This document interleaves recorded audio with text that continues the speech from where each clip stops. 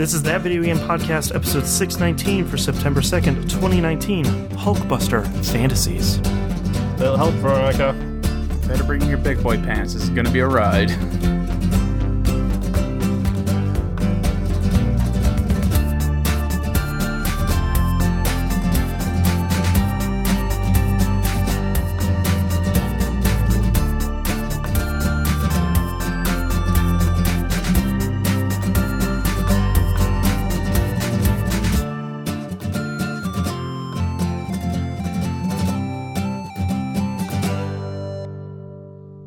Welcome back to another episode of That Video Game Podcast. I'm your host, Boston. Joining me as always is Moonpeer. Hello, my friends. And the Nymph. Hey, how's it going? So we don't typically talk about...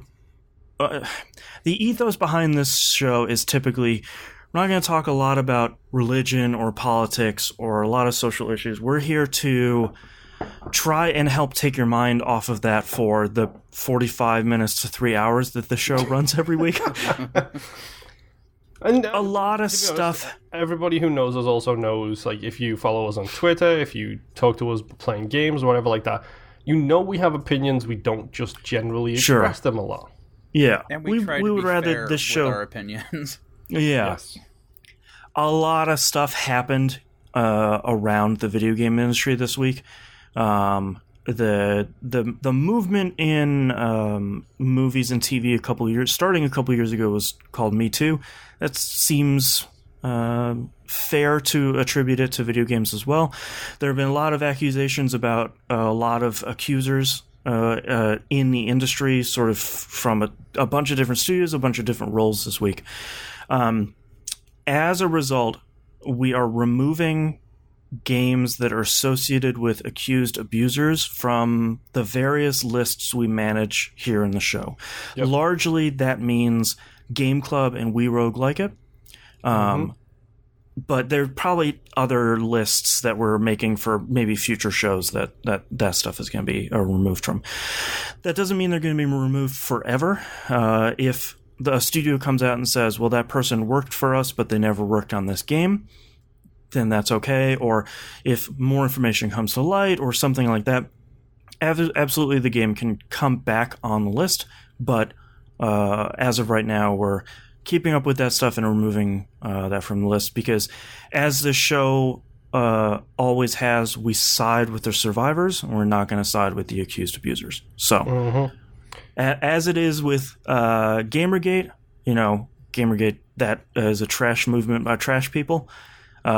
We're going to draw our line in the sand and say we believe the survivors and we stand with them, and we're not going to support the accused abusers. So, just putting that out there here at the beginning. Apologies for bringing the show down a little bit, but this is some very important stuff that's happening in the industry, and it's large enough that we definitely have to address it here at the beginning. The world is a mess as it is right now. The more safe spaces we can get inclusive for everybody, the better. Yeah. Relevant of any issues that's going on, the more safe spaces that exist, the better it is for everybody. And work should be a safe space, just like your home should be a safe space. Right. Yeah, and we hope that this show is safe as well. I know we're not always 100% the best with some terminology or stuff like that. We are really trying, and we are really trying to keep up with the changing pace of a lot of landscapes. So we hope that if we do step out of line, that you let us know, and we can fix some of those issues. So yeah, stuff like that. Call us on it. Yeah, let us. We want to learn. You can't change and improve yourself as a human unless your flaws and faults are pointed out. Yeah. It's how you make yourself better is by knowing when you've made a mistake. So if we have made a mistake to you, let us know. Let's actually discuss it. Not yell at each other, discuss. Yeah. Constructive criticism. Yeah. And everything will be fine. All right. So now that we've laid the groundwork for all of that, Moonpeer, what have you been playing this past week? Why do I have to pick us up after that? I can go if you want. You know, I don't care. I'm the dourest of all of us. You do know that. My list of games this week is subtitled "The Week of Disappointments," so I'm not sure I'm a bright shining ray here either. I'm guessing I've probably got the newest thing out of all of us. No, probably. Unless you played the Blair Witch Nymph. No. Right, the actually very recently released Blair Witch. I have another game that came out Friday. Oh, so you definitely got the newest out of all of us. Yeah. Okay, I'll start. Actually, funnily enough, I actually have a perfectly light-hearted game to start this with. Blair Witch. Senua's Sacrifice. Let's do it. Unfortunately, no. I didn't actually get time to play Blair Witch this week. I got sucked into a different game, which I'm not going to talk about yet. Okay. I'm going to start with the lighthearted one, which is Dead by Daylight. No, I'm just kidding. I did play Dead by Daylight. Dead by Friday happened. It's fun. Send me a message on Xbox. Blah, blah, blah. Dead by Daylight. I've talked about this every week. I'm going to start by talking about Supermarket Shriek. Which, number one, is an amazing pun, because I don't know if it existed over here, but early 90s, late to 2000s, there was a game show in the UK called Supermarket Sweep. It did exist here in the 80s and 90s. Yeah, I think they called it Supermarket Rush or something like that. Supermarket Sweep over here, yeah, because I watched it like every day as a kid. Where I'm like, I gotta get home and watch it. Yeah. Soap operas and game shows. Yep, yeah, soap operas, The Bold and the Beautiful, and Supermarket Sweep. Yes. Okay. So, it's basically a pun on that, except instead of collecting stuff, you're just racing around a supermarket in most of the levels. Okay. And this game is weird to describe. So there's a dude, there's a goat, and there's a shopping cart. I have to say cart because I want to instinctively call it a trolley, because that's what we call it in England. Sure. We can do the translation. Please. I get so much crap all of the time for using Englishisms. You basically yell to control the shopping cart. Okay. Is this a voice-controlled game? No, but it feels like at some point it might have been a mobile game. Okay. I'm not 100% sure. It's a strange game. It's so strange. So it's really cutesy. Like, do you remember Bomber Pilot's art style? Like that cutesy character kind of thing. It's got that similar kind of character design to it. The man and the goat are sitting in the shopping cart, and the man is on the left, the goat is on the right. Okay. You pull the left trigger to have the man scream, and you pull the right trigger to have the goat scream. You're talking too fast for me to write down all these titles. Hang on. Yeah, it's too much. So you yell to propel the cart forwards. I did not mean for that to rhyme. I'm sorry. It's a good one. And it's basically a dude and a goat screaming, but it's got weird inverse, like, tank controls. It's like, so the man is on the left, you pull the left trigger, it makes him scream, which makes the cart rotate to the right because he's doing the screaming. Gotcha. You pull the right trigger, the goat screams, and it rotates to the left. You pull them both at the same time. Guess what happens? The cart goes forwards. Okay. It's insane. Yeah, I'm picking that up. It's very, very insane. But weirdly fun. Yeah. Because... So... The game starts, you don't get, obviously, shocker, there's no story in this game about a man and a goat in a cart screaming their way around. Level 1, let's go. Firstly, the art design is gloriously ripped off from everything. It's got a Tesco logo that's like Value Mart, except it's obviously the Tesco branding. It's like Lesco. Yes, it's got Aldi's, it's got Lidl, it's got all these chains that you'd recognize, and it's just like, you're clearly an iPhone store, except... You're not an iPhone store. Right. It's stupid. It's basically like... So you go into... You start on this street, you go down the street, and then you scream your way into... using the term scream as the actual movement is kind of insane. You go into the store, it's like, oh, this is a lap or an obstacle course. Go around the supermarket, get to the finish line, and get out the exit door of the supermarket. Great. Do that in 45 seconds, you get 2 stars. Do it in 40, you get 3 stars. Okay. There is no energy, there's no nothing like that. I could see where the energy could come into it. Sure. But there is none. Because this game's on Game Pass. Ah. This was one of the games I decided to randomly download the other week. Right. Then you'll have ones where it's like, oh, it's a destruction derby in a supermarket. And you have to go and knock over all of the beans. Great. And it's just tins of beans all over the supermarket. And when you go through them, obviously bean juice spills everywhere and you scream and stuff. But then they put like swinging axes in the aisles and spikes. Naturally. And conveyor belts and floors that shift and move and switches that you've got to press. This sounds really good. It's hard to explain. It's so dumb. I'm sort of picking up what you're putting down, though. It sounds like it's mindless, it's stupid, it's dumb. Yeah, like fast levels. Really fast levels. Like I think I've hit one level that was longer than a minute. Right. And it has a whole bunch of secrets in the street that you're going down. Ooh. And the first secret I found, it's hard to describe. It was a red. It looked like it's very English, by the way, because it's got like red phone boxes and everything like that. So you're clearly in London. Plus, it says "Welcome to England" is the first achievement you get. It was a red, like a lamppost, except without the light on the top. Mm-hmm. It was red, and this description. I'm trying to be funny here, and this is just going to sound filthy. Okay. It's a red bottom, a white shaft. Uh-huh. And then it's got a red ball on the top with a blue circle and a yellow star inside of it. Does that remind you of anything from video game history? Flagpole. No.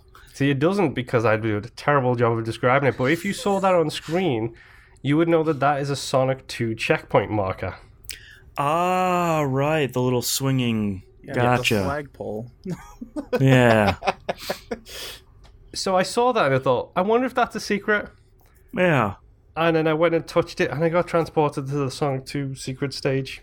The half pipe. Sweet. That's really good. So then I'm screaming my way down this half pipe, going side to side in this half pipe, trying to smash all these beans while these spikes are all there. That's perfect. Is this on Game Pass on console too? It's on console. I only played it on the console version. This game is dumb. It's stupid. I don't know why I want to keep playing it, but I need really to go download want to keep this. Playing it. Supermarket Shriek. Yes. It's a goat and a man screaming. Like, I don't know how else to describe it.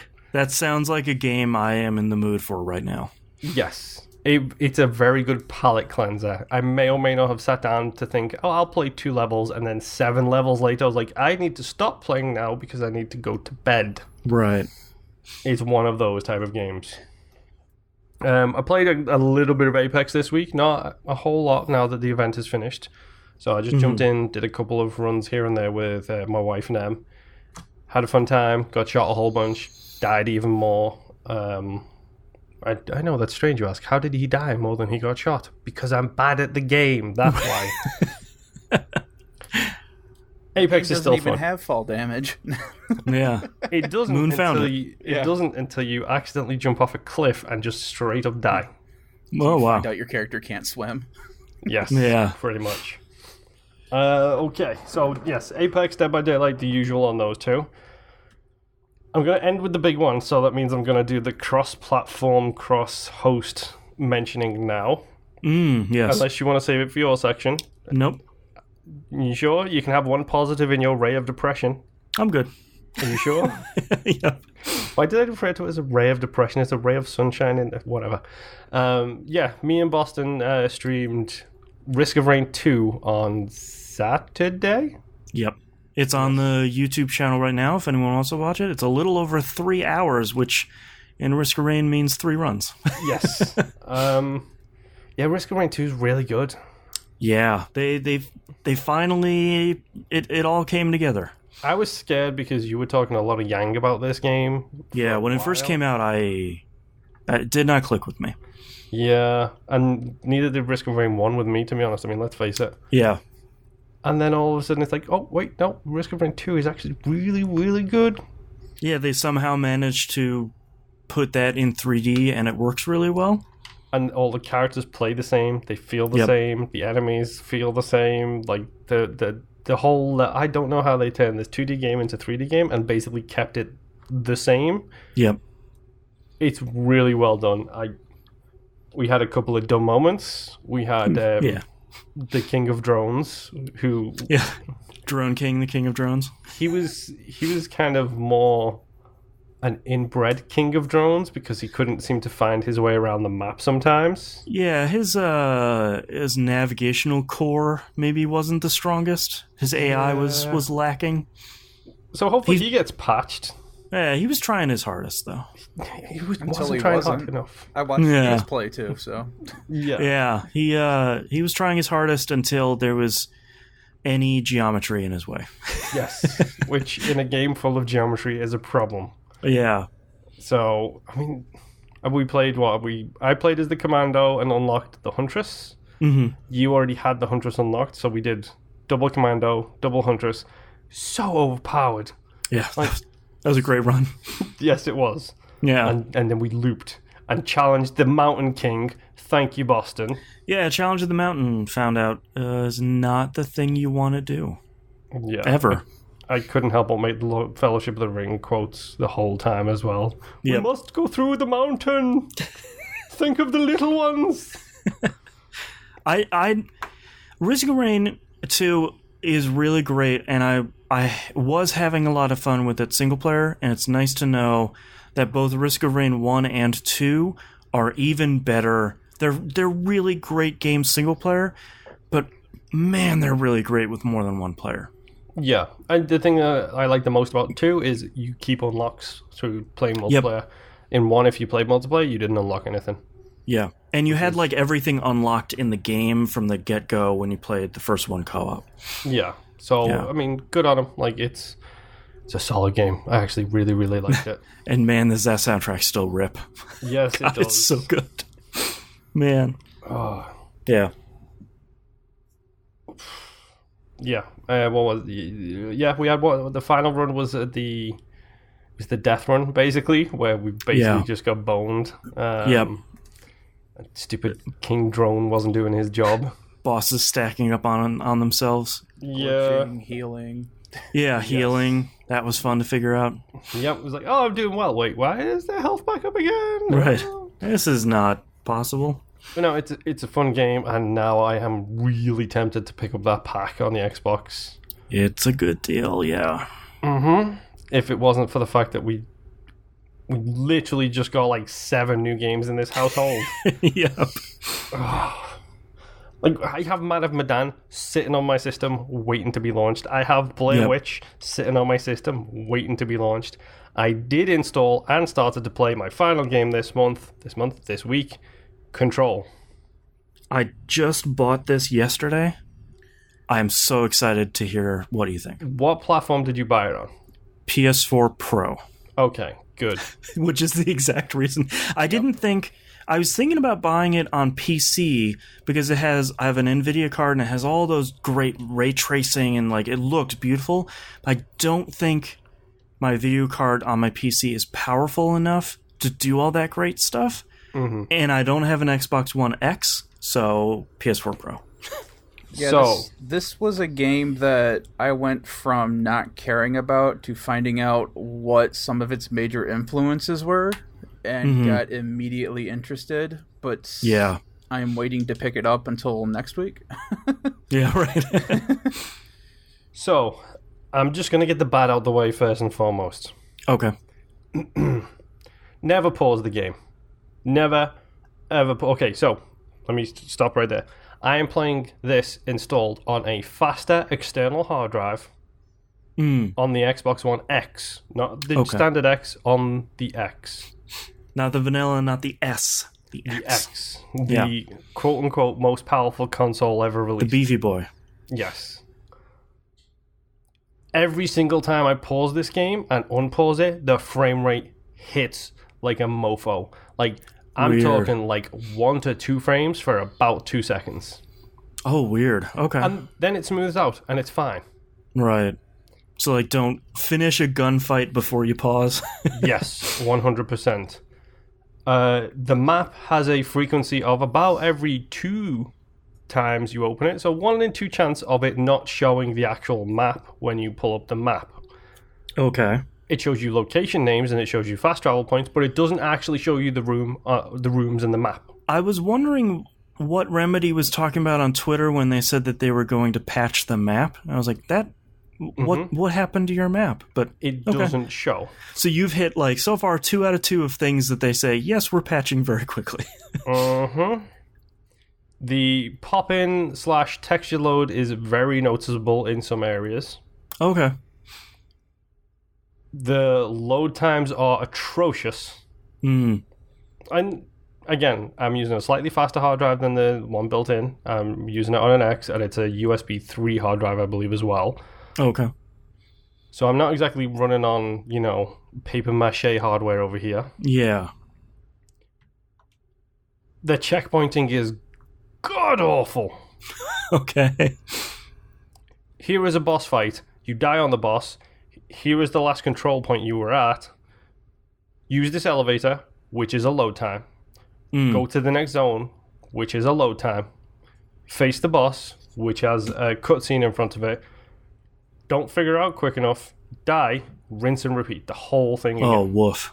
Okay. Anything you collect, any items you collect, any materials, stuff like that, it saves all that stuff. It saves the collectibles and stuff like that. Okay. But you are very, very spongy. Like, correct. Squishy, you mean? You are the opposite of spongy. You are very squishy.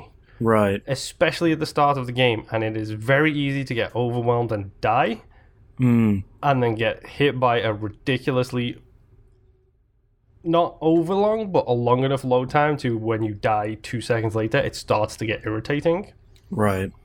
I had one boss. It was clock related. That is all I will say. Because there are holes, and if you fall to your death, guess what? It doesn't kick you back up. It kills you, and you load again. Oh, rough. I had a clock-related boss. I'm literally trying to be as spoiler-free as possible. I appreciate that. I'm going to start this game in like 2 days, so. There is some holes in the area, and I consistently fell down this one particular hole a lot. It took me 3 hours to beat the boss. Probably half of that was load times. Woof.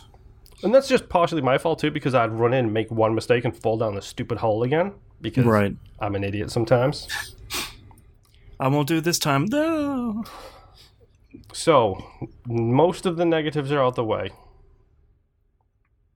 I really love this game. Yeah. Like, a lot.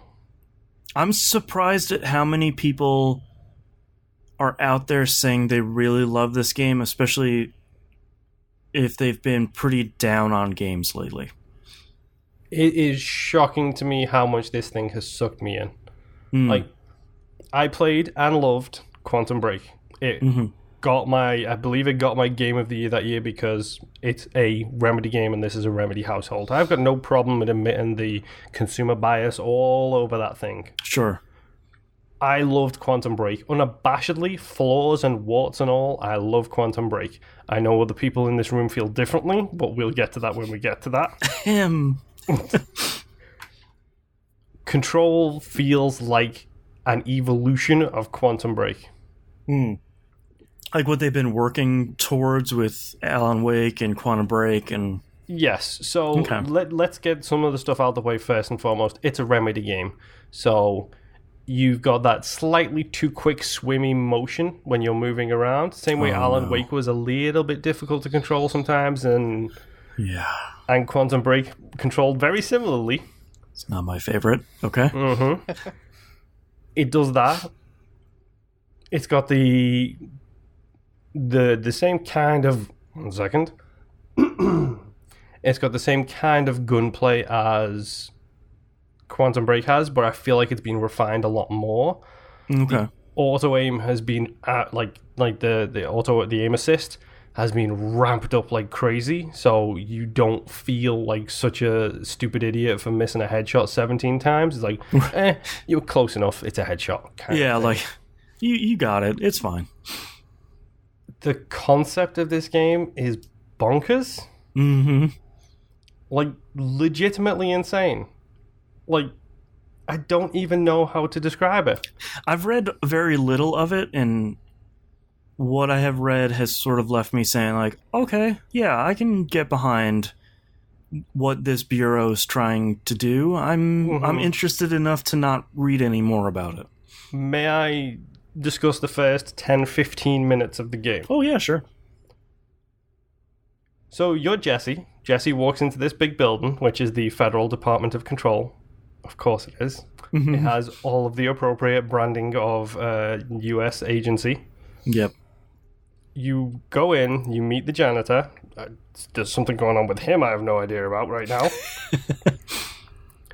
now. You have a meeting with the director, but when you get to the director's office, he has killed himself with his pistol. Okay. Which you pick up, and the pistol is essentially the interview to get the job for the director. You could only pick up the gun and use the gun if you are a director. Oh, wow. Okay, I see. If you pick up the gun and you're not a director, you pick up the gun, it forces you to do this with it. Right. And then if you pass the test, you control the gun. If you don't pass the test, guess what happens next? Right. So, yeah. Now you're the director. Right. And I've made some random notes here. So, did you guys ever watch Fringe? Oh, yeah. Yeah. Like the first season. Really liked it. This is essentially a game about living in that world. Great. 2 thumbs up. So far, some of the things I have... The game has broached on a whole bunch of subjects. Now, this game is also, for the record, it's written by Sam Lake, who... Oh, okay. For those of you who don't know, I believe he was the facial mask for Max Payne. And yeah, maybe. He has been Remedy's creative director for a long time. Yeah. Mr. Lake was very clearly on LSD a lot over the past couple of years. Because in this game, we're talking collective consciousness theory. Great. Dimensionalities. Non-Euclidean spaces. I love it. Time and space, and a whole bunch of things around that whole subject. When you arrive in the building, there is a note that says, don't bring any smart objects, don't bring any smartwatches, don't bring any phones, no modern technology, because this building it's called the oldest house, and it's a great name. This is it's a non-Euclidean space. It shifts and changes the way it looks and the rooms and the layout based on how it's feeling at any particular time. Great. I love it. And it does that in really weird ways. Okay. There is a light switch, for example, that teleports you. Naturally. Yep. There is weird puzzles in the game. There's a whole bunch of like environmental storytelling and puzzles. The game's got like 5,000 collectibles. I've seen some of those, and I'm looking forward to collecting all of them. And oh boy, I see a piece of paper on the floor, and I stop my gunfight. I go and pick up that piece of paper, and then I hold the back button to read it, because it's treated seriously in the fact that here is a document about this particular object and whether or not it has any paranatural things going on with it. That's a good one. Yes. And it has the suitable... This was found by redacted name, so it's a big black thing over the thing. Oh, good. In location here, agent redacted name, unfortunately died, blah, blah, blah, blah, blah, blah, blah. Here is a story about a random object. One of the notes that you find when you first come in is don't bring in any iconic imagery.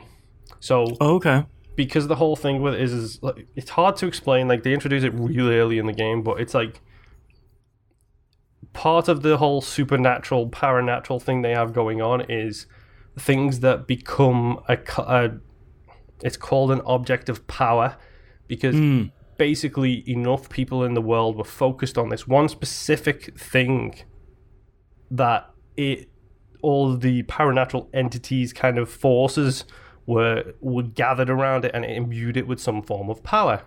So gotcha.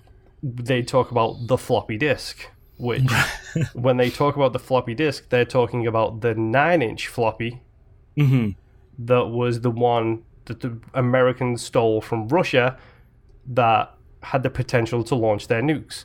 Now, at one point on the planet, everybody was thinking about this one floppy disk. Gotcha. Then there is a rubber duck. There is a television set. There is a safe. There is a refrigerator that survived a house collapse for reasons. And there's stories behind every single one of these items. That's cool. And some of them are really interesting and genuinely amazing. Yeah. And some of the rest of them are just like, okay, you're just clearly, you've taken LSD and watched too much Fringe, Sam. You need to take a break, please. Because I don't know what it is. It's so intriguing. It's like I hate to say it, I'm literally probably about 2 hours away from beating the game right now. Like 2 hours, roughly. I've played nothing but Control this week, essentially. Like, all of my time has gone into Control because I just want to play this game. It's got so many different elements and so many different things flying at it from all different angles. You immediately start questioning reality the second you're in that building. Right. Because you take 4 lefts. Oh, sorry, you take 2 lefts, a right, and then straight, and then another right, and you're back at the main entrance again. It's like, logistically, in my head, that made no sense. Wait a sec. And for whatever reason, they've designed this building. It looks incredible. Like, yeah, like some of the screenshots. I mean, I think you commented on the furnace room one, which is the big orange light at the back of the room. Yeah. Like, even in screenshots, you can tell, like, there's a lot going on here. I think Quantum Break looked beautiful. I think this knocks it out the park. And then they start messing with reality. Yeah, that's the stuff. There was a level in Warhammer Vermintide 1, which is one of my favorite level design moments of all time. Because it does something unexpected with level design, and I absolutely adored it. And this game is just full of those moments. Yeah. It's just like, okay, I don't understand what's going on here, but sure, why not? I've got so many screenshots on my hard drive now that, like... just like, look at this thing! I want to post it to Twitter, but I literally don't want to spoil these moments for people. I don't want anything to come out, because I think the first time you run down a corridor and something weird happens to the world, it's genuinely kind of like, okay, things are a little bit odd. And then they just get weirder from there. Yeah, that's the stuff. I love this game. I unabashedly adore this game so much. I mean, the acting in it is okay. The motion capture is pretty good. For me, this thing is just all about the story. I want a defined ending. I want... Fingers crossed. So much. This feels like it could be that Quantum Break, Alan Wake thing, where it's like the last 2 hours, stuff goes real weird, real quick, but it kind of sorts itself out in the end. That's how this kind of feels. And I'm hoping that this does that, because right now I have a lot of questions that need to be answered. The thing is I've got like 4 main questions, and even if those 4 main questions and the 5,000 sub-questions don't get answered, I'm okay with that, because the 4 main questions got answered. Oh, okay. But this is an impressive game for me. Like, flaws, warts and all, I love this game. Yeah. A lot. And that's... I gotta play this. I want to talk about so much stuff with it, but I just can't, because... It's like the most natural spoiler cast episode. Yes, essentially. And judging by what your questions are, looking at the things that have helped influence this game, you may not get those questions answered at all. Oh, there is a whole bunch of Twin Peaks in this thing. Well, I was going to say, have you guys ever heard of SCP? Serve, Contain, Protect. Yeah. This was apparently another one of the bigger influencers for this game. And I would hope so. Yeah, and I am a real nerd for that website. I've read, I think I'm in the 3,000s now, out of the 5,000 that they have. Yeah. And that was kind of... Like, I was watching somebody stream this game. I didn't really look into it beforehand. So I was just watching someone playing it. And when they started going through the building and stuff, I'm like, man, this is giving like a real Site 19 feeling. Where it says SCP all over it. Yeah, and then they started picking up documents, and just the way, like you were saying, the way that they are detailed with the documents and how certain things are redacted, I'm like, that looks like a containment procedure. Mm-hmm. And then I just happened to look up, the game, and that's when I found an E3 video interview, and they were talking about how SCP was one of the bigger, the big three that were influencing the game. I'm like, oh, wow, so this just went from, this looks interesting too. Well, I'm buying this now. Right, I'm scooping this up. It's so intriguing. Like I said, like they do so much stupid collectibles. Like, who cares? At the end of the day, it's a piece of paper. But I'm going to read every single one of them. Yeah. Without fail, I'm going to read every one of them that I can find. Because it's just so, like you said, it's the world building, and it's something that I absolutely think Remedy does probably better than most people. Is they build a world. They don't give you all the answers in that world, but they always build a hell of a world. Like, say what you want about Quantum Break, but that built a world. Mm-hmm. Oh, I love this game so much. I gotta start this. Maybe that might be my tomorrow game. Is just my wife's got the whole day off. Let's just sit down, bang out some Control. Yeah. If you don't mind Remedy games, if you like Remedy games, go buy it. It's a little insane. And the fact that your gun is one gun that changes forms is glorious. I always love that. It's a pistol, now it's a shotgun, now it's a sniper rifle, now it's this other thing, and it's like literally just a pistol. And it's called the service weapon. Simple, efficient, perfect. I love this game. That's all I've been playing. Move on. I can't talk anymore without really going into spoilers. How about you, Nimp? Alright, so still playing Cold Steel 2. Legends of Heroes Trials of Cold Steel 2. I know every week I keep saying I'm going to beat this and have it done by the next episode, and that's because it keeps feeling like I'm at the end, and I'm not. Just 2 more hours. Whoops, another chapter. I'm playing this game without a guide, and I have already been prompted 3 times now that, hey, this is the point of no return. So that's why I keep saying every week, I'll have it finished by next week. Right. And then the story keeps going.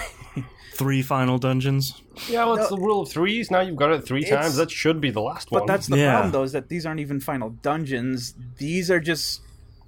I'm still in the wrap-up area of the main story. Like, I haven't even gotten to the conclusion area of the main story. This is all just, hey, this is all still happening kind of crap. Oh, Christ. Yeah, I mean, the game has been wrapping up for the final dungeon for the last 15 hours now, and I still haven't made it to the final dungeon yet. It's so dumb. I love it. Really, kind of what's been bothering me with the game is that they're trying to wrap up all the loose ends from the beginning of the game. Okay. Towards the beginning of the game, your sister gets kidnapped with a noble person and a couple other people. A couple hours later, you've already saved everyone but your sister. And then you don't hear, like, no one talks about your sister for the longest time.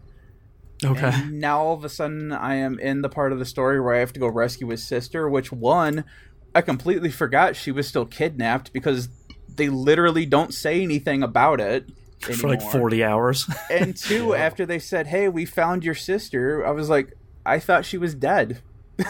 Right. Like, I just completely forgot about her.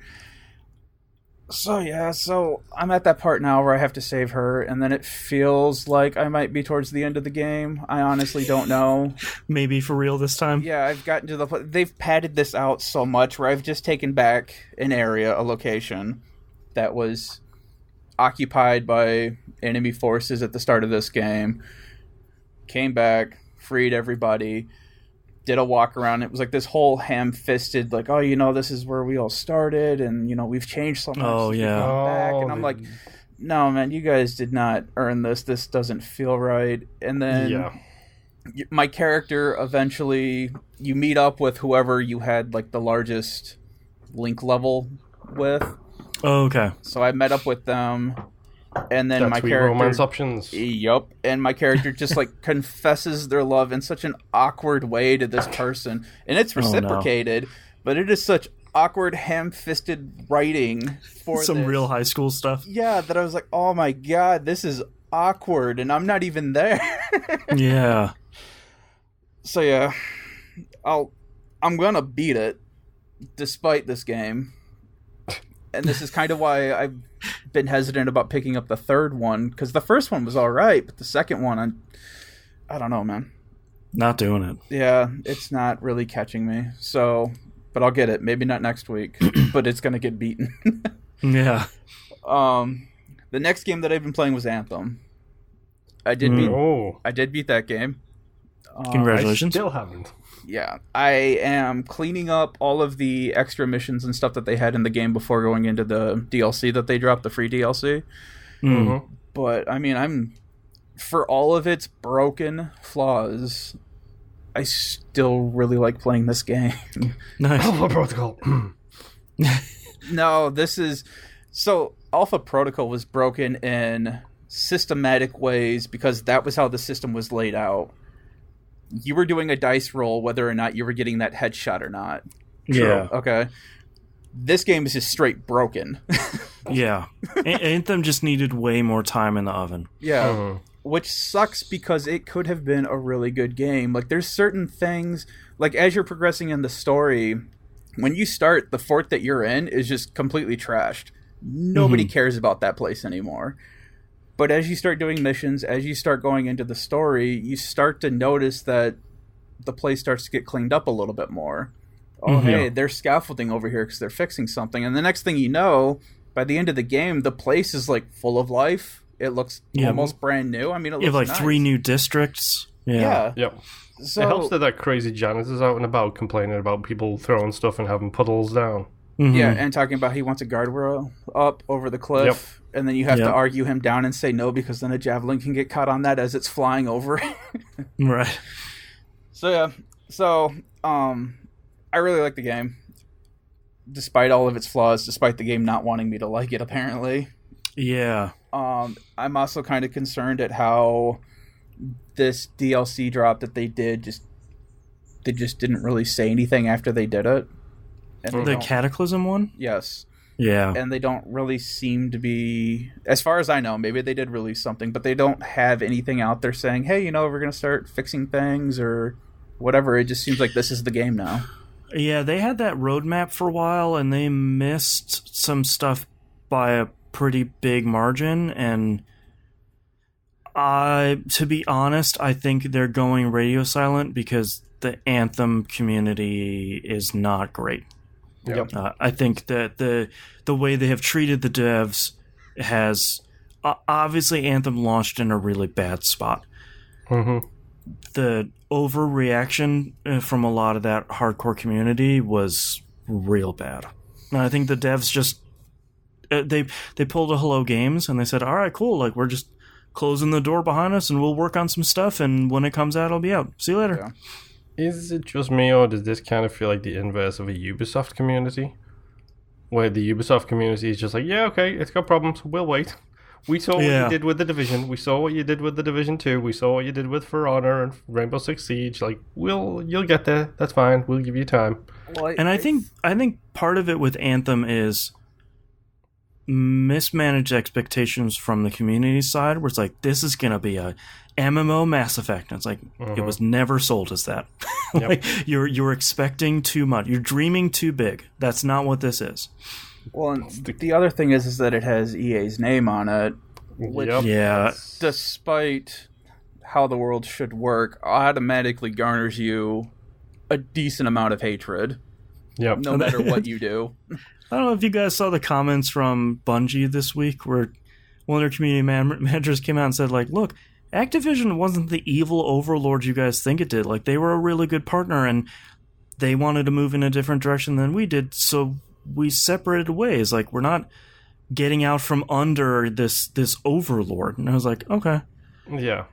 Blink twice if you're okay. Yeah. It's because there was a whole bunch of articles that came out about what Destiny's doing right now that's not under the evil overlord of Activision. It's just like, come on.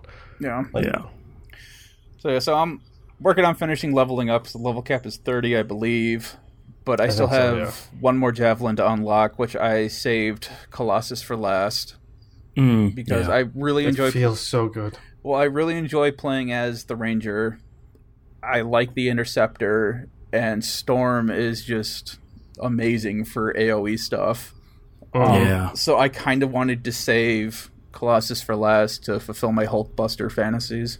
Yeah. Yep. So that's where I'm sitting with that one. Eventually I'll get to the Cataclysm DLC. I don't know when, but the last game that I've been playing is Astral Chain. Oh. And let me tell you, this is an amazing game. It seems to be the consensus. Everybody is talking about this thing right now.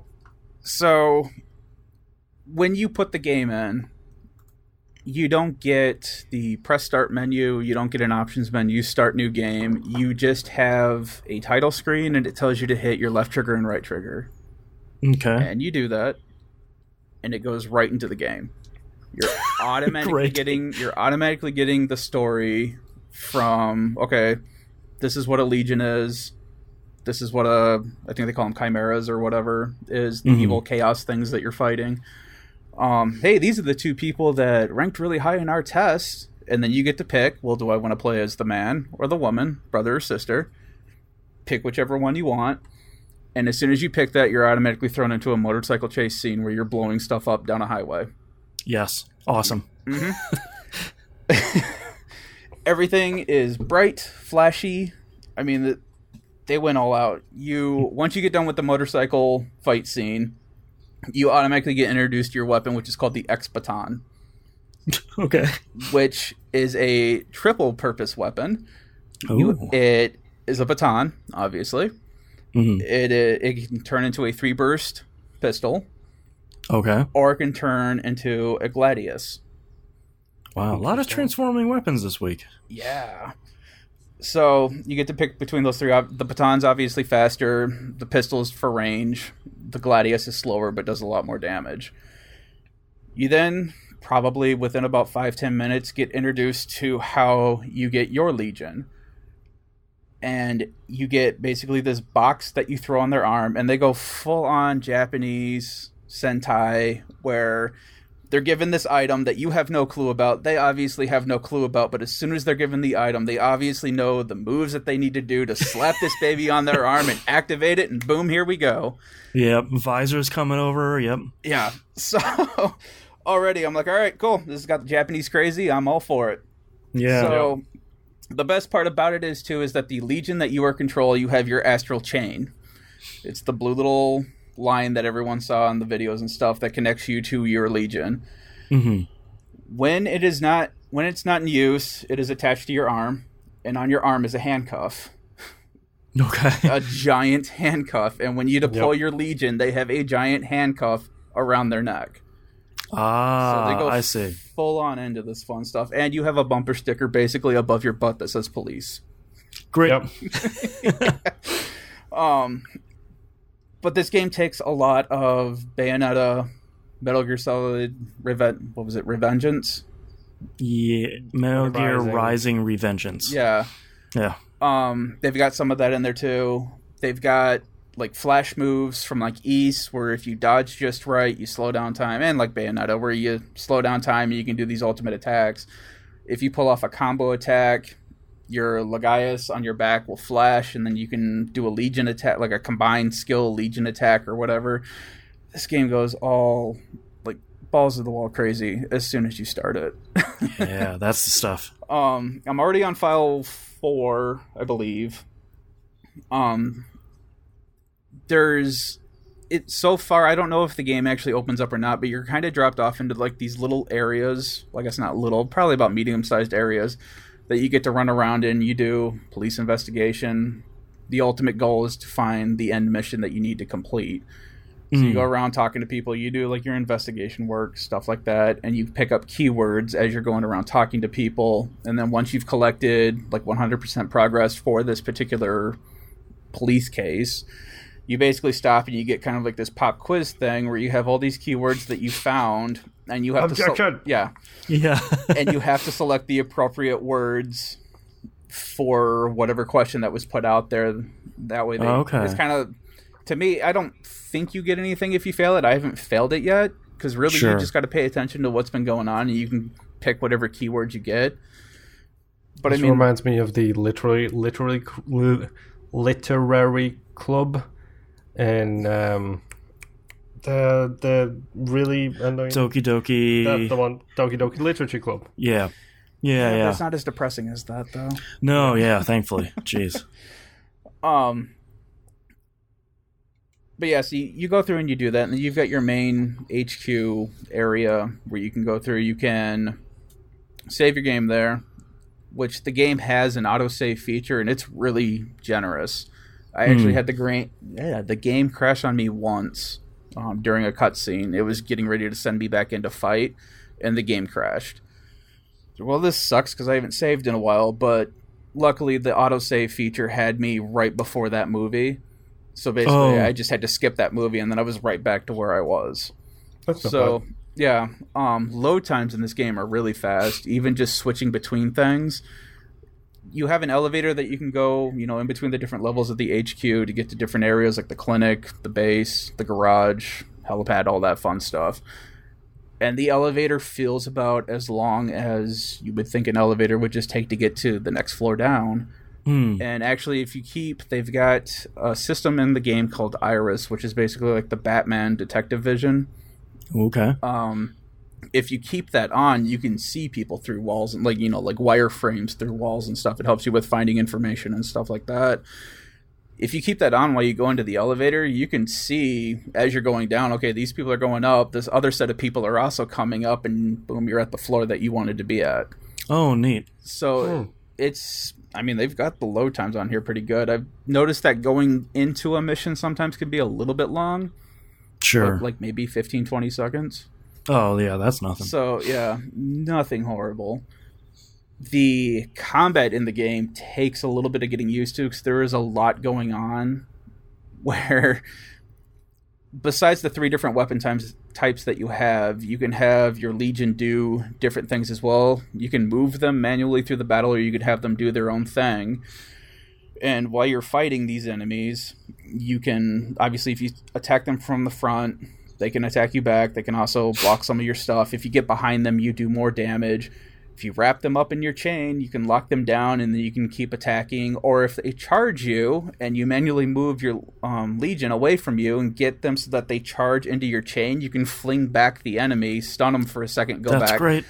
So there's a ton of crap going on, and it takes a little bit to get used to all your button configurations, because you have to recall your Legion because they have a cooldown, or they basically have a set amount of time they can be out in the field before you have to call them back to cool down, and then you can send them back out again. Right. So there's like a ton of stuff that you're trying to pay attention to while fighting, and it can get a little overbearing, just a little bit. But I feel like I've gotten a lot better at it. But it's like Bayonetta and all of the other character action games, though, where it's like it starts to slowly but surely add more and more in, and it does get overwhelming, and then all of a sudden, before you know it, it's just like, oh, I'm a genius at this. I don't even need to pay attention anymore. Well, and they do have a tutorial for you to go through, which I highly recommend you go through, because it's real. Some of the stuff they'll tell you about, and they'll have you do like a one-off with it real quick, like chain jumping. You can manually move your Legion somewhere, you hit another button, and then the Legion will pull you, and then you jump to him. Oh, cool. You can also use that in battle to do chain combos and aerial attacks and so on and so forth. Yeah. But it's real simple to forget, all right, how do I do that? How do I put him in the air so I can plunge down? And, so there's a lot going on, and I really love this game. Yep. I just put it on my wish list. That sounds up my alley. Yeah, and there's also toilet fairies in the game. Naturally. So, well, you did mention it was Japanese. Yeah. So, whatever one you pick, male or female, you are the brother or sister to the other person. Mm-hmm. Which brings us up to another thing. Your character is a silent protagonist no matter which one you pick. However, they have voices for both characters. So I am playing as the woman. The brother has a voice. I don't. Ah, gotcha.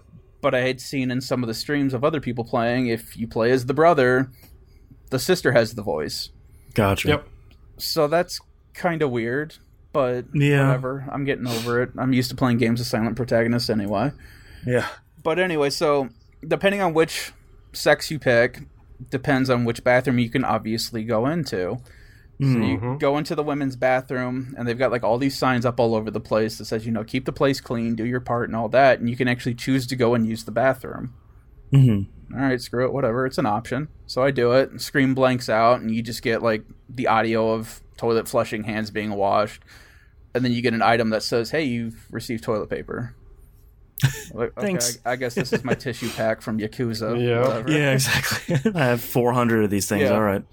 So after I get done with that, there's a stall next to you that's closed, and all of a sudden this person starts talking to you.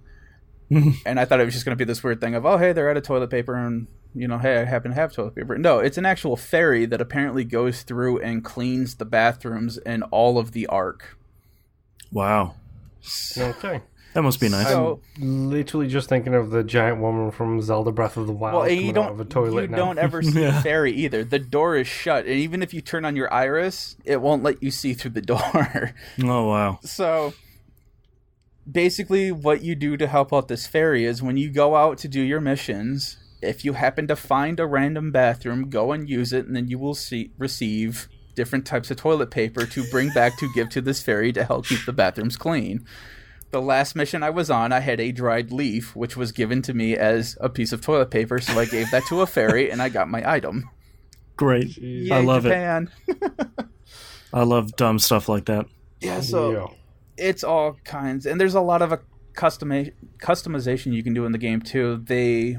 There's a lot of costumes that you can get. You can choose, like, hat, eyes, face, chest, torso, legs, whatever. You can change completely how your character looks. You can change all the item, like the color customization and all that. And I looked up just to see if they were coming out with any DLC for costumes or anything like that. And they had actually retweeted and in an interview had said that they will not be releasing DLC for this game, that it is a quote-unquote completed game. Oh, so interesting. Everything that you would want for costumes is unlockable in the game. Cool. So it's like, all right, cool. That 2 thumbs really up. Yeah. Yeah. So, other than that, I really love this game and I want to keep playing it. I've only been playing it docked. I haven't played it portable, so I don't know how it handles that way. I've heard some issues about the controls not being the best for portable play. Yeah. Oh, okay. Which I can believe, but whatever. It's really nice on dock. And that's all I wanted at. So. Yeah. And that is all that I've been playing. So go pick up Astral Chain. It's really awesome. Yeah.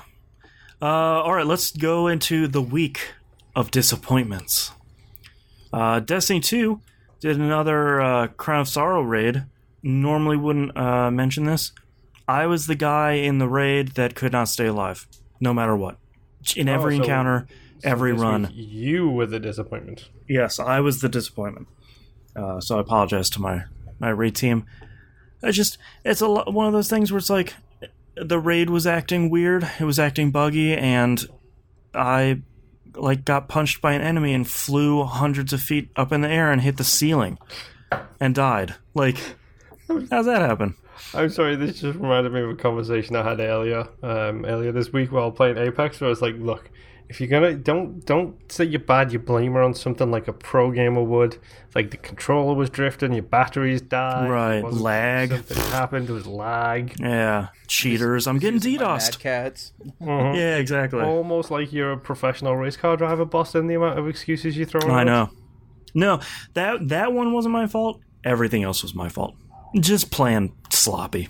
Just not doing great.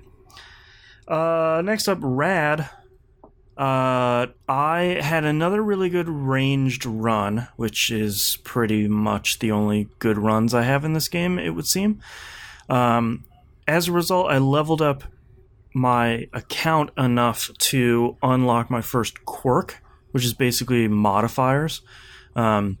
First one is basically when you start a new run in Rad, you have 3 hearts, and each one of those has 2 segments. So you basically will essentially take 6 hits. When you beat the first boss, you get another segment for your first heart, so you'll take 7 hits total. This first one is you get a fire protection heart. So you have your 3 red hearts, and then you have another one that's on fire. If you get hit with fire damage, it will take that hit for you and deplete that heart, and then regenerate that fire heart over time for you. So it's a little bit of fire protection, which sounds okay. I don't know how to feel about Rad, man. I think Double Fine has a really great foundation there, but I'm frustrated at the number of melee runs that just don't go anywhere, especially once you hit that first boss. None of the characters have any diversity, so you're unlocking characters as you go, but they all just look different. It's not like, I unlocked Maggie, and now she moves slower, and she's terrible, and now I unlocked this superpowered character. They're all just skins on top of, you start the game, you have 3 hearts, and you have a bat. Like, that's really what you're doing. Yeah. So I think from a longevity standpoint, that's one of the most frustrating things about Rad, and that's probably the reason why I won't stick with it, especially in the face of Risk of Rain 2 and a lot of these other games that we're playing and really enjoying. Is those unlocks are way more impactful. When you unlock a new character in Risk of Rain 2, for example, it plays significantly different. Yeah. She's super OP. Yeah, when you add a new item to your pool in something like Risk of Rain 2, it's going to change something about the game. It might be a good item, it might be a bad item, or just okay, but it's something significantly different. And I think that's what pulls me through roguelikes more than anything else, is that diversity. And Rad, I think, is fine, but it just doesn't. It's not checking all those boxes for me. So that's kind of a bummer. The house in Fata Morgana, I put a bunch of hours into that this week. If you haven't listened to me talk about this lately, it's a visual novel.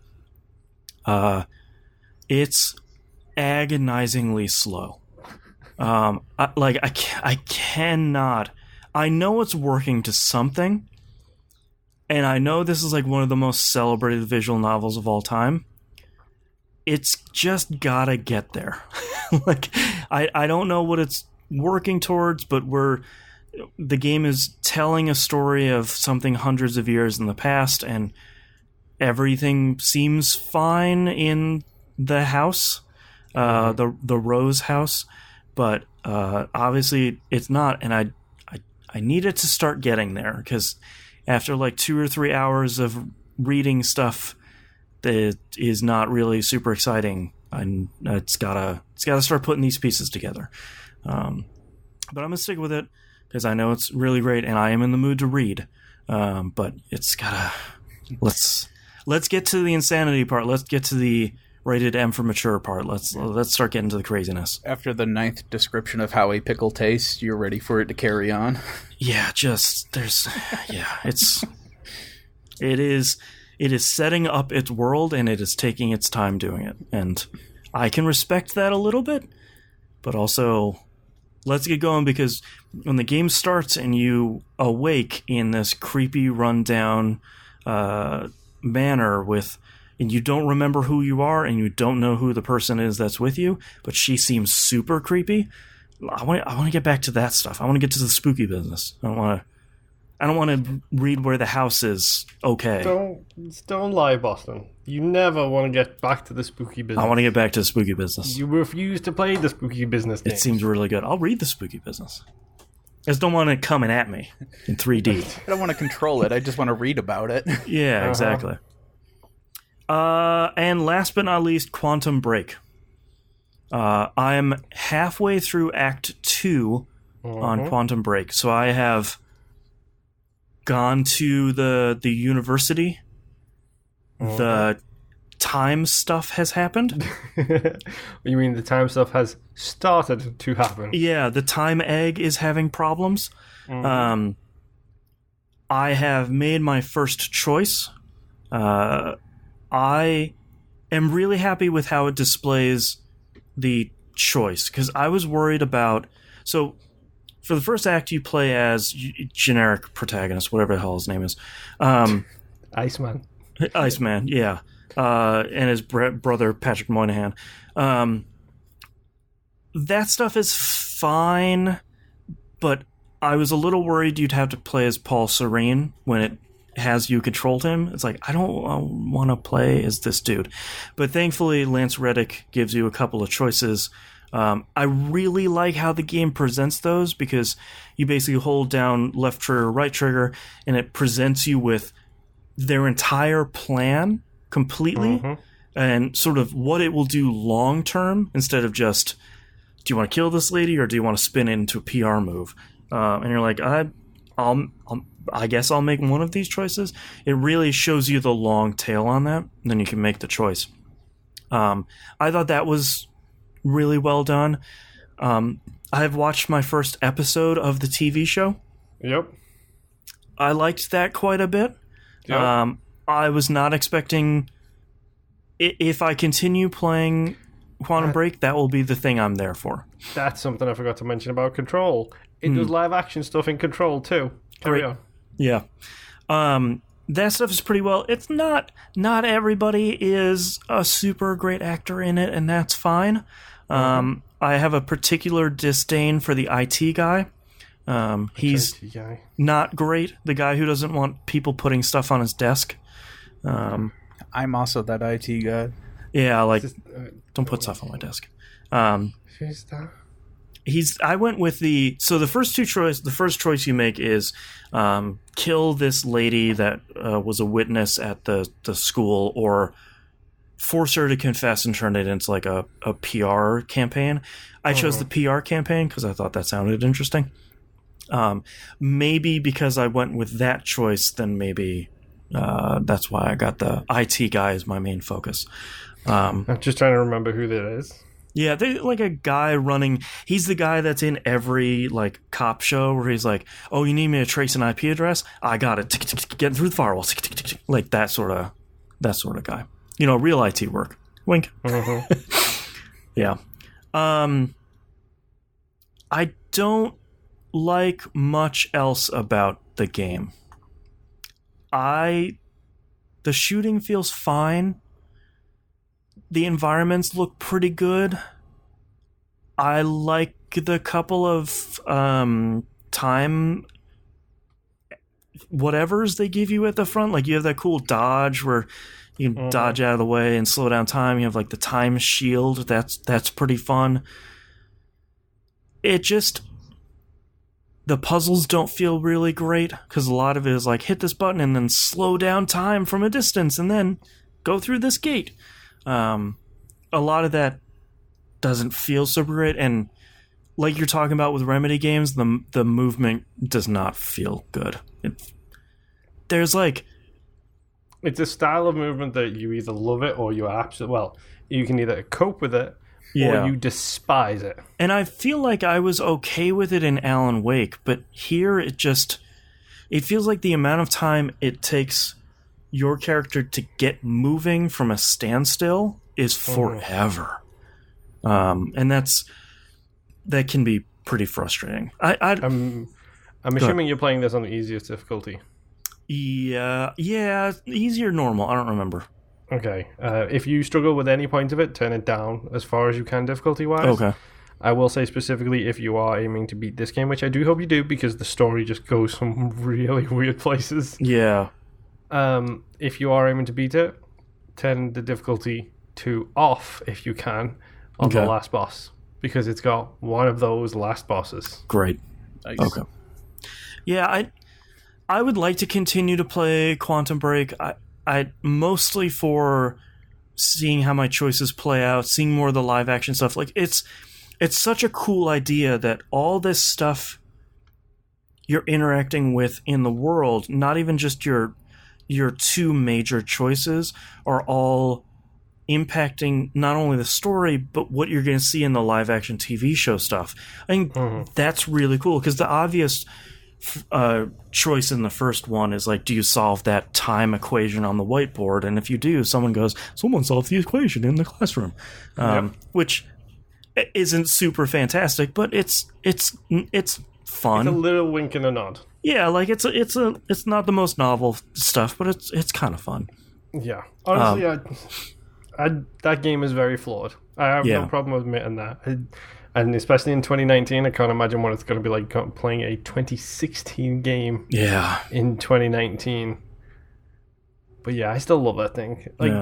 I hope you do keep playing it, because honestly, that story is worth going through to the end. Just to see some of the egg gets really weird. Yeah. I do have to say, especially for a 3-year-old game, its recreation of famous people's faces is really good. It's still, even today, it's just like, oh yeah, that's Lance Reddick. Like you just put his face in the game, and it doesn't seem like it's Death Stranding face scanning sort of stuff. It looks like it looks like they've been crafted, and it's pretty good. Yeah. I did also love the corridor. Like that corridor effect is amazing. Yeah. Like, when you go through that corridor, it's just, okay, that's great. Yeah. It's a very interesting explanation for what is going on, but sure. Yeah, there's some cool effect stuff. I do like the time effect, like they show your hands where they have the fragments sort of peeling off. I think that looks really cool. There's some stuff to really like about this game. It's just the part where I'm playing it doesn't feel great. The powers get pretty fantastic as well. Like some of the powers you get later on are amazing. Yeah. But I do, like I said, I hope you continue. I won't blame you if you don't, but I hope you do, so you can see how much it's improved by the time you get to Control. I hope. It's been a long time since I played Quantum Break. Yeah, I'd like to stick with it just because it was the game that's still in my disk drive on my Xbox One. So, like, I just need to finish it. Also, weird thing, I own it on disc. I fire it up and it says Game Pass. That's weird. Yep.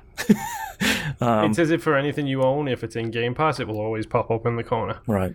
Which is a cool pop-up. Games that are in Game Pass. I like that. But yeah, I'll probably stick with Quantum Break just because I need like an 8 to 10 hour game that I can sit down and I can finish and then uninstall and put away. Like I have other experiences that have longer tails on them, but I'd rather just get in, play a game, finish it, and then sort of be done with it. Yeah. Yeah. But I didn't play a lot this week because I was busy with other stuff, so let's take a break.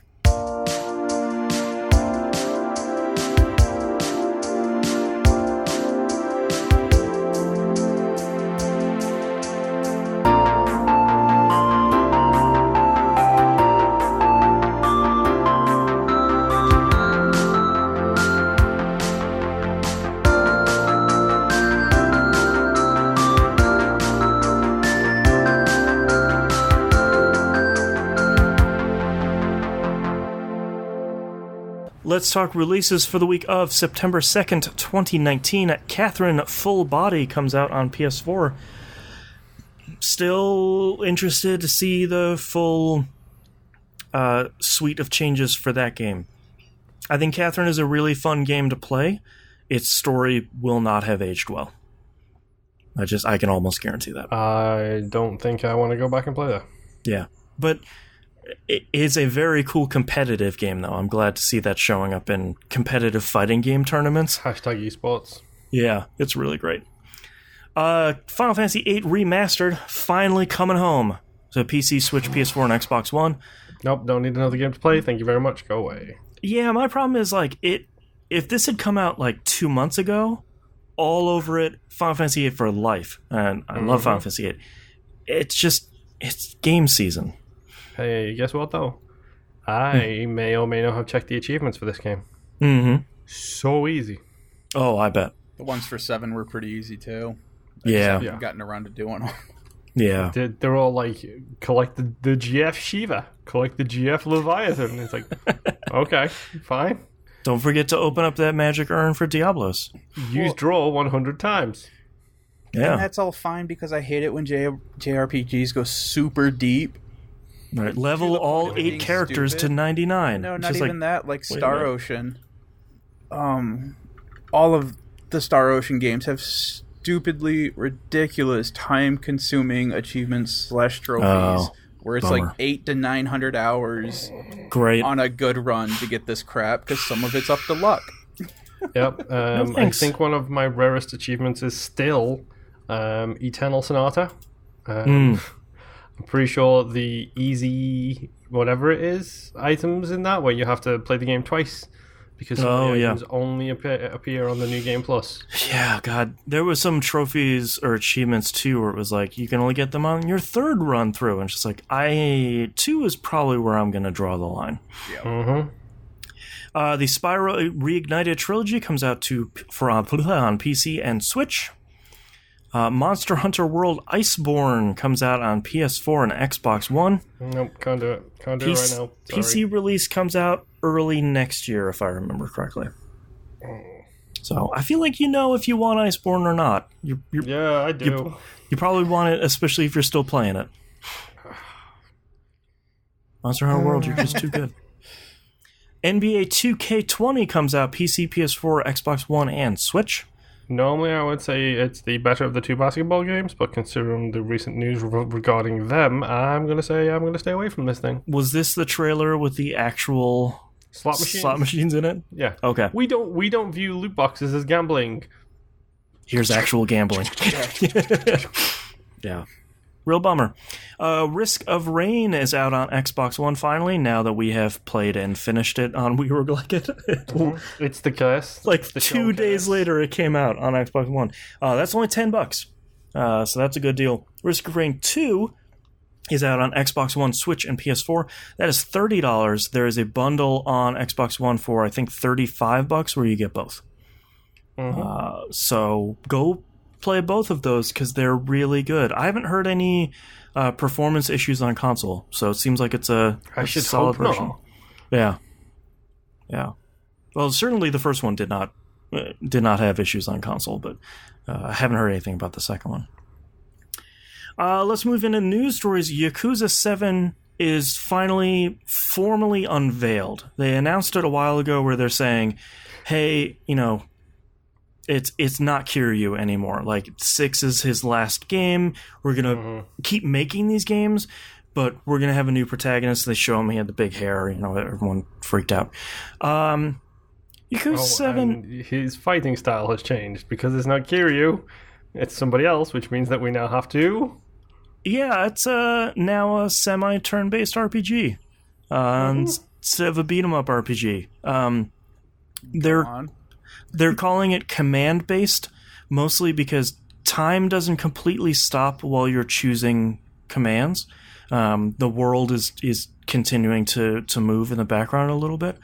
One might also call this active time battle, maybe? No, because active time battle means the battle is moving at full speed while you're waiting for a bar to fill up. This is very much like you have a turn order, like a lot of JRPGs, but like Final Fantasy X, was it, with the bar across the top? Yes, yeah. And depending on the move you picked, you either went way back to the back or way to the middle, or yep. And depending on your stats, it depends on where you'll end up in the move order.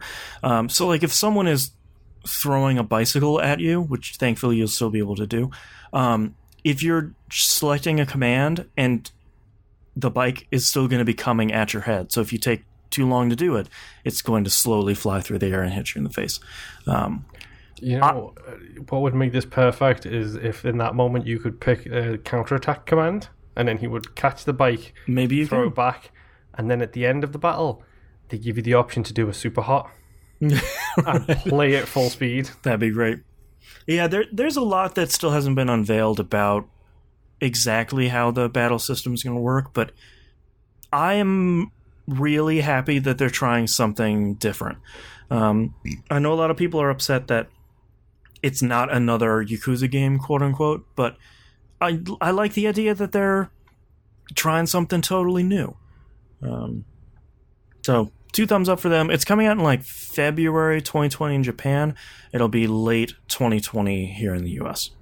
So, come on, Xbox release. I would never hold your breath for that. It's Sega. Yeah.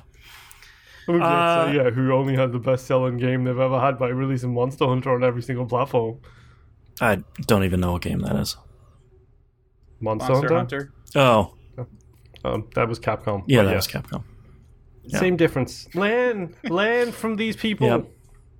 Someday. Next news story, Shovel Knight Dig announced. This is a Shovel Knight spin-off game in development by Nitrome, who made Bomb Chicken. They've been developing it for a year.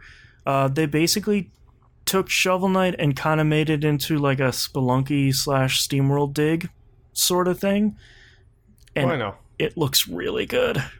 So I expect that to show up on the Wii Roguelike It list, probably, depending on how it eventually shakes out. But looks like it's procedurally generated random levels. So so we say in 4 weeks or so, Boston? It's not out. It has no release date. Mm-hmm. And stop besmirching my good name. Speaking of names, Untitled Goose Game gets its final release name and gets a release date. Untitled Goose Game's final name is Untitled Goose Game, which is really good. Yeah. It is out. Known by so long, it's the smartest thing to do. Yeah, the other title is A-Hole Goose Game, which I think you probably can't print on a box, but it's appropriate. It's coming out September 20th on Switch and Epic Game Store.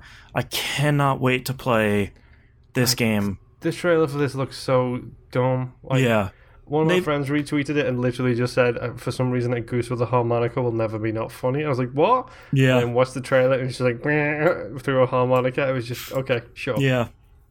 It looks really good. I cannot wait to be a goose and just terrorize villagers. It feels like Katamari kind of thing. It's got that kind of vibe to it where it's just like, I don't know what's going on, but I'm enjoying what I'm seeing. Yeah, it's like, we know this game is weird and we're just going to have fun with it. Mm-hmm. Yeah. Also announced at PAX Homeworld 3, which is a game I would have bet we would never see. And I am very happy to be proved wrong. I cannot wait for another Homeworld game. These are epic space battle games, real-time strategy games, and they're just... I'm sorry, you said epic space battle and I tuned out to make sure I don't fall into the trap anymore. No, it's... not play any more epic space battle games, thank you very much. Yeah, it's not... Are you worried that it's another Elite Dangerous? Dude, I'm a sucker for sci-fi. Yeah. Like, I am the biggest sucker for sci-fi ever. Yeah, this is... A Homeworld is something special because it's like, hey, have you ever wanted to command 400 fighters at once and have them attack another space fleet? And it's like, yes. Yeah, I do. Let's do it. Who hasn't? Yeah, exactly. I get mad when the biggest ship that I buy in any space game doesn't have enough weapon utility ports or whatever so that I can just light up space with energies of death. I want to create a new sun. Yeah. Yeah. Yeah, not a ton of details right now other than, it's coming. It was announced by Blackbird Interactive, which appears to be a studio largely made of the people who made the original games. So, well, that's good. Cool. Thank goodness. Fingers crossed. And speaking of studios rising from the dead, although no, in this game, no, I don't care. A bad way. 2 investors have secured the rights to the Telltale Games name. I think Jason Schreier, however you pronounce it, from Kotaku, wrote it the best. Brands don't make video games.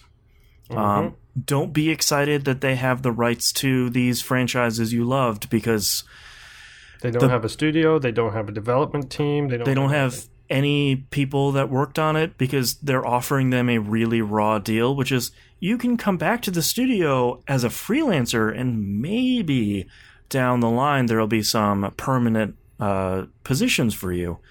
Mm-hmm. The real bummer. Just don't...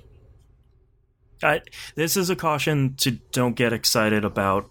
That doesn't mean a new Wolf Among Us will come out. It might, but it will probably not feature any of the staff that made the original one so great.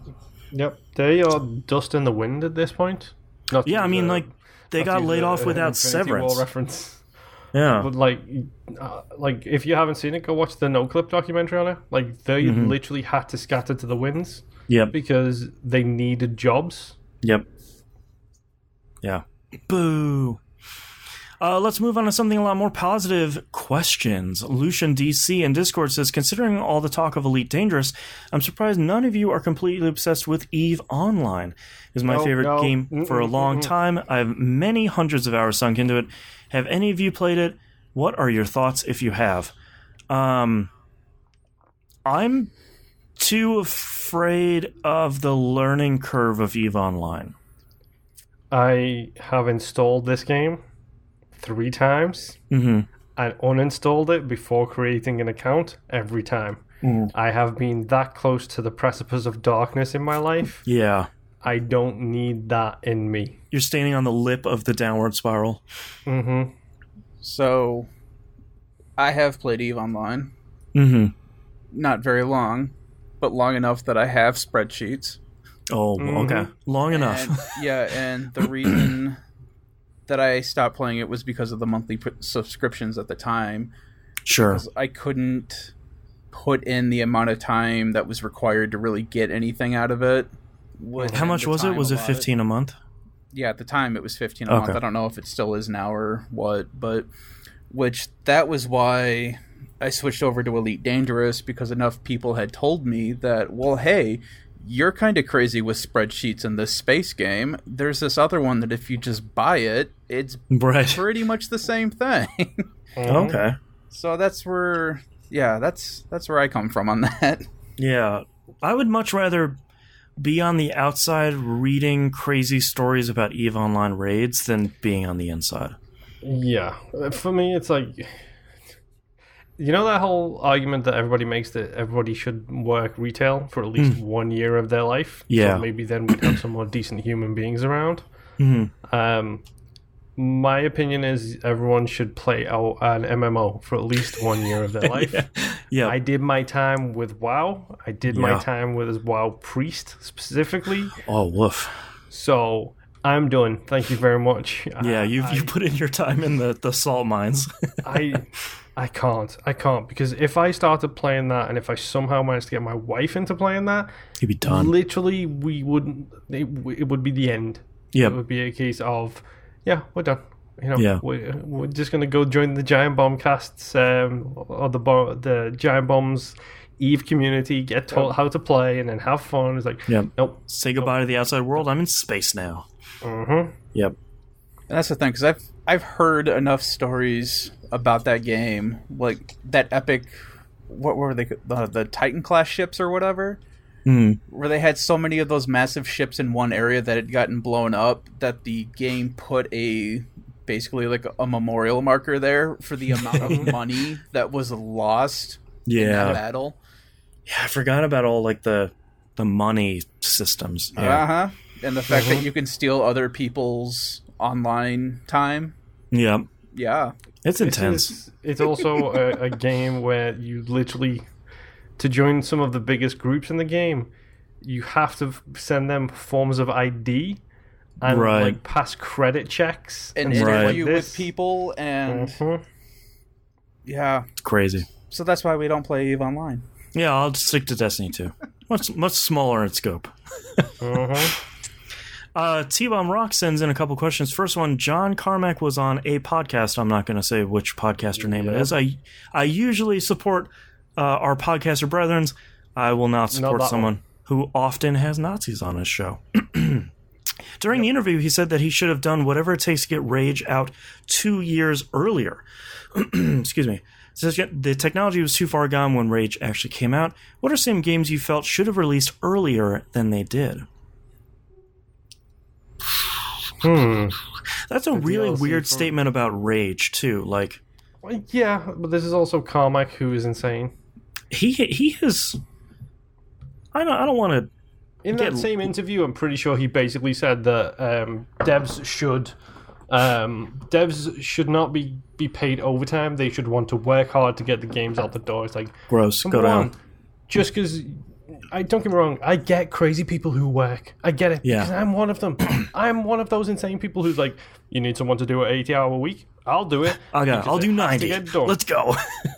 I am that insane person because I was raised to do the job, do it right, and get it bloody finished. Right. I get it. I 100% get that attitude. But not everybody's like that. People have families and children and things like that. He has lately taken to Twitter in a way that him and John McAfee are both in sort of the really odd place. It's very, very strange. Well, I can tell you at least one game that should have came out earlier. The Isaac DLC for the Xbox. Get on it, Nicholas. Thank you very much. Honestly, I couldn't think of anything that should have been released earlier. My biggest problem tends to be maybe you shouldn't have released this yet. Probably keep it going a little bit longer. Hence, Anthem. Yeah. Yeah. I think if we let's just tweak this question a little bit and say, instead of come out early, just like something that should have come out early in a general statement, let's say something that came out in its current state that when it got released, but earlier. So it's not going to affect the game at all. It's not going to be different or anything. But I think Anthem comes out a year after Destiny 1. That's a completely different game. Yeah, totally. I would almost want to say Fallout 76. If that came out around the same time that like Destiny 1 and Division 1 came out, that would have significantly changed the landscape. Because that would have been such a different, like, an online Fallout game would have been insane. But being released, late last year, I think it was, it's just an also-ran at this point. Skyrim for Alexa should have come out about 2 years earlier. That's right. It's a Alexa launch title. Yeah. The Final Fantasy VII remake should have been released 15 years ago when everybody really wanted it. Actually, I wonder what would have happened if Final Fantasy Versus 13 came out instead of turning into 15. That's a good one too. Yeah. Was there ever a story about what made the major change for that game series? I think 13. I think Versus 13. It seemed from reading stuff that it just was never coming together. Like they just kept trying to get a game going, and it almost seemed like they had that whole what was it, like the Crystal games? They had some engine. They had like 3 different things going on at the same time almost too. Yeah, and they like all use the same engine, and they were all sort of under this banner where they were like making 13.2 versus 13, 14, and something else. And they were like, they're all going to be related. Yeah. And I think that made some bad games, like 14's launch. Kingdom Hearts 3 should have come out about 10 years earlier. Yeah. Yeah, stop screwing around with side stuff and put out a game. If we could get it tomorrow, that would mean Star Citizen would need to come out 52 years earlier than it came out. Star Citizen. Gaming's greatest alleged scam. Pyramid scheme? Yeah. Yeah. Haven't heard good things about that game recently either. No. I just ran across someone vehemently defending the game, and a lot of it read... He's put $2,000 into it and he wants to play his game? No, it was... It sounded a lot like a corporate mouthpiece where they're really reiterating what the developers are saying, where it's like, look, this universe simulation they were making didn't exist. They had to spend 3 years just to make this thing. It's like, I'm done with you. The universe simulation didn't exist. Let me tell you about a little game called Elite Dangerous, where the universe is simulated. Or like No Man's Sky, who did that in like it's Elite Dangerous Junior. Like it read. Not to mention, No Man's Sky did that with like a team of like 6 people. Yeah, it really read like one of those. Like I read the Kickstarter backer update, and I'm gonna reiterate it. Was it that, or was there a bit of Kool-Aid involved in the mix? Do you think, dude? There's so much Kool-Aid with Star Citizen fans. Kool-Aid in a pair of Adidas. Yeah, and it's in a lot of it. I feel for them because a lot of it is like Stockholm Syndrome, where it's like they spent up to tens of thousands of dollars for a ship, a digital spaceship, and that has to be really weird to get your brain around for a game that you can play some. Yeah, there's some playable stuff out there, to be fair, but like... You can walk around your ship and walk into your ship, but you know what? That detail might change later. And like... It's hard to keep up on that development, too, because like every couple of months I go and I look at like, okay, how much of Star Citizen is playable? And apparently there's a good amount of stuff that's playable now, but it's also hard to tell how much of that is really represented in the game and how much of that is... vertical slices? No, how much of it is people that are way into Star Citizen saying, like, there might not be much here, but, oh, it's so detailed, it's so much this. Like, okay, like, can you walk around your hangar and is that it? Or, like, can you go to some planets and do stuff? Like, what are we talking about? And it's never really get a straight answer to that. It's tough. It's tough, man. Next question. With the hurricane coming, I'll be home for the next 7 days. If you had 7 days of mostly #kids interrupted gaming, what would you want to finish from your backlog? Is that Green Capped by any chance? T-Bomb Rocks. Oh, yeah. He's in the same area, so yes. Yeah. I think for me, it would be a lot of the like 8 to 10 hour single player stuff I was talking about earlier, where it's like I want to bang out a bunch of these. Like, you got an 8 to 10 hour campaign, I'm putting you on the easiest difficulty, and I'm walking right through you. Yeah, I know he's got Game Pass, so perfect.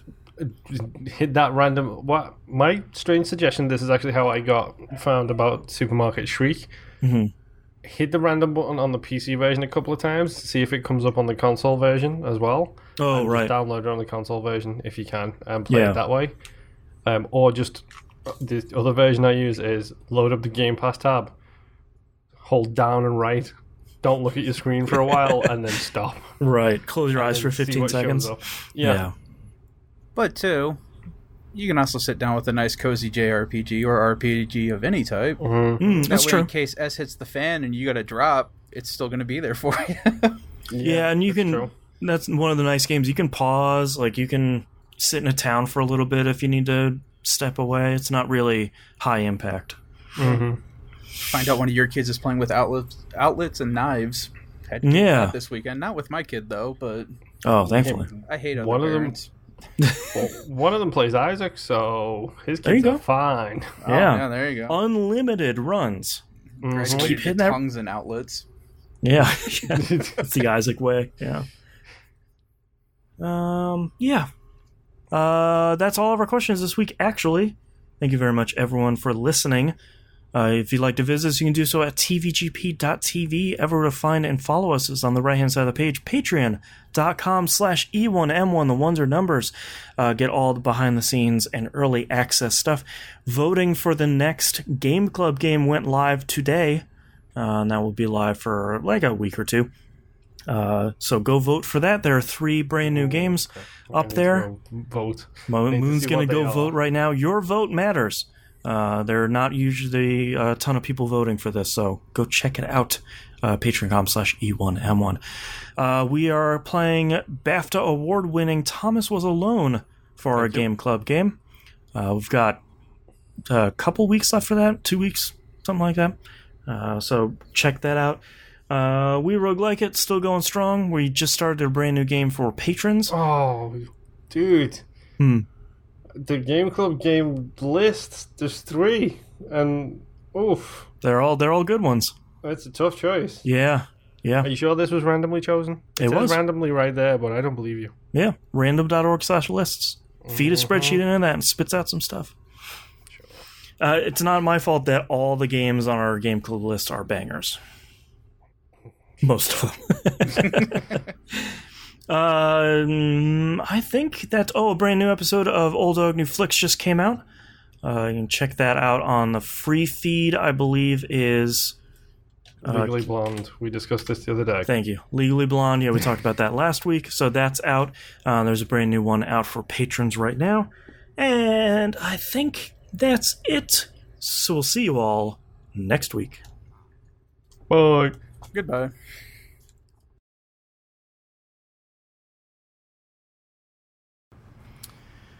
Okay. Nymph, why don't we start off with your titles? All right. I have Dead by Daylight. Just kidding. So there's a dude, a goat, and a cart. Sounds like a bad joke. Yeah. Strange game. So strange. Gloriously rips off everything. Very English. Think of the little ones. Never pause the game. Paper mache hardware. Week of disappointments. So you were the disappointment. You know, the real IT work. Time whatevers. And the egg gets really weird.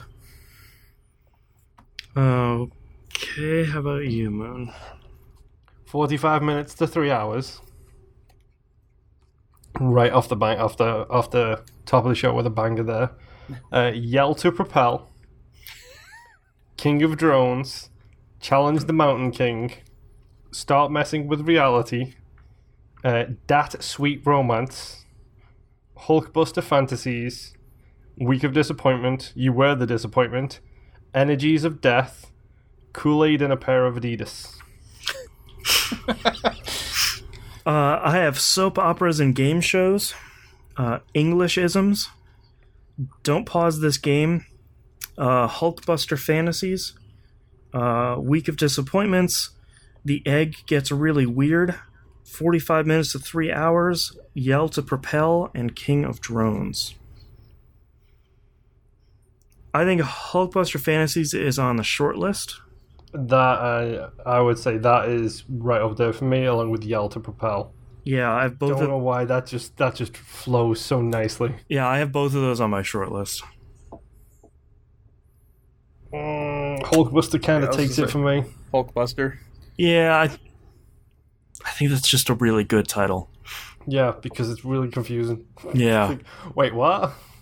Well, hold on. What are we talking about here? All right, I'm gonna circle it. Did this just become Dream Daddy? Yeah, maybe. All right, let me know when you guys are ready.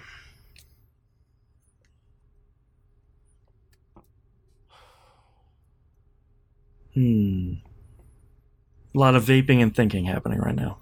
Yeah, I literally have nothing. If I could get a vape pen to look like a pipe, I would be all set. Huh. There are times I miss my pipe. I still have mine up in my closet.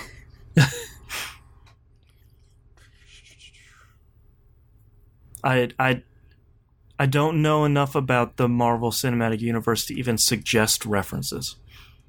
I've got one. Okay, I've got one. It's a deep cut, but I got one. Stay Down maybe is one. I got one. It's not going to be a reference, but... All right, starting in 3, 2, 1. This is That Video Game Podcast, episode 619 for September 20... Take 2. 3, 2, 1. This is That Video Game Podcast, episode 619 for September 2nd, 2019. Hulkbuster Fantasies. Little help, Veronica. Better bring your big boy pants. This is going to be a ride. Oh, Veronica. All right. Okay. That's good. I have to explain the deep cut. If you have to explain the deep cut, it's not deep. Okay. I think that's that deep. My second... I was torn between that and Sun's Going Down. Sun's Going Down is a good one. Yeah. But Sun's Going Down occurred to me as you were talking, but it's not a deep cut, so therefore that was disqualified. Yeah. The deepest of cuts. All right, thank you so much, everyone, for watching. We'll see you next week. Bye. Bye. And we can stop recording.